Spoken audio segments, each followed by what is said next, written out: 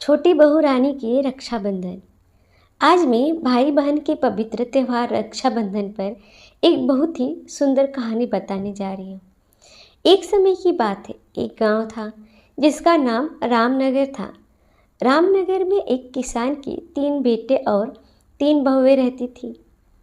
किसान की सबसे छोटी बहू बहुत ही सुशील और संस्कारी थी। साथ ही वह भगवान कृष्ण की अपार भक्त थी। सावन के महीने में किसान की दोनों बहुएं रक्षाबंधन के त्यौहार पर अपने अपने घर जाने की तैयारियां करने लगी। सुबह जल्दी उठकर घर का सारा काम करने लगी तो छोटी बहू ने पूछा, क्या बात है दीदी, आज इतना जल्दी जल्दी काम क्यों कर रही हो? तो उनकी जेठानियां बोली, कल रक्षाबंधन का त्यौहार है, हम दोनों को अपने भाइयों को राखी बांधने अपने अपने घर जाना है। तेरा तो कोई भाई नहीं है, तो क्या जाने रक्षाबंधन का महत्व। भाई बहन के रिश्ते का महत्व छोटी बहू को ये बात बहुत बुरी लगी और वह भगवान श्री कृष्ण के प्रतिमा के पास खड़ी होकर खूब रोई और बोली, यदि मेरा कोई भाई होता तो आज मैं भी अपने घर जाती। अगले दिन रक्षाबंधन का त्यौहार था।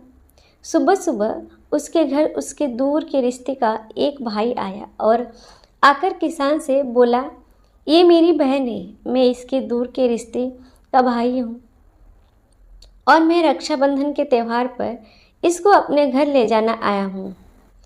लेकिन फिर किसान का बेटा बोला, लेकिन इसका तो कोई भाई नहीं है, तुम कौन हो? उसके समझाने पर किसान और उसका बेटा मान गया और छोटी बहू को उसके साथ भेजने के लिए तैयार हो गए। परंतु छोटी बहू के पति के मन में कुछ शंका थी। वह बोला, आप इसे ले तो जा रही हैं, लेकिन इसे वापस लेने के लिए मैं खुद आऊँगा। ऐसा कहकर उसको उसके भाई के साथ भेज दिया। रास्ते में चलते चलते छोटी बहू ने अपने भाई से कहा, भैया तुम इतने सालों तक कहाँ थे और पहले मुझसे रक्षाबंधन पर कभी राखी बंधवाने क्यों नहीं आए?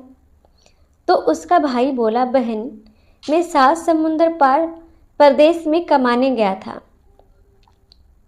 अब वह दोनों अपने घर पहुँचे तो घर में भाभी अपने ननद का स्वागत किया, खूब आवभगत की।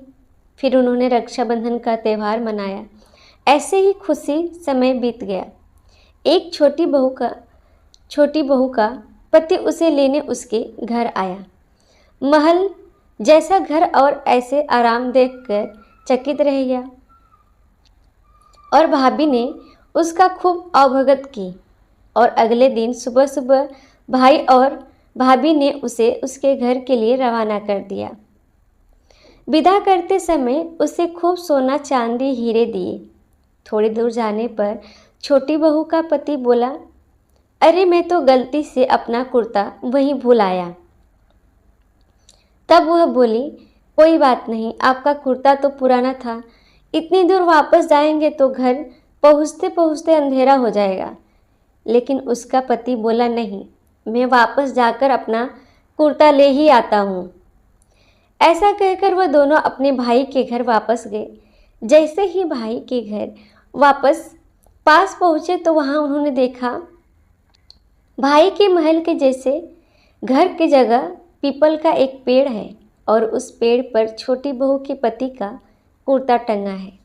यह देखकर बहुत नाराज हुआ और अपनी पत्नी से बोला, ये क्या काला जादू है? कौन था वो जो तेरा भाई बनकर मुझे यहाँ लेकर आया था? मुझे तो शुरू से ही कुछ शक था, इसीलिए मैं तुझे लेने आया था, बता कौन था वो? ऐसा कहकर छोटी बहू को मारने लगा। इतने में तेज प्रकाश के साथ भगवान श्री कृष्ण स्वयं प्रकट हुए और बोले, मत मारो इसे, ये मेरी बहन है। हर साल रक्षाबंधन के त्यौहार पर ये मुझे राखी बांधते आई है और अब मैंने इसका भाई होने का फर्ज निभाया है। इसे मैंने अपनी बहन माना है।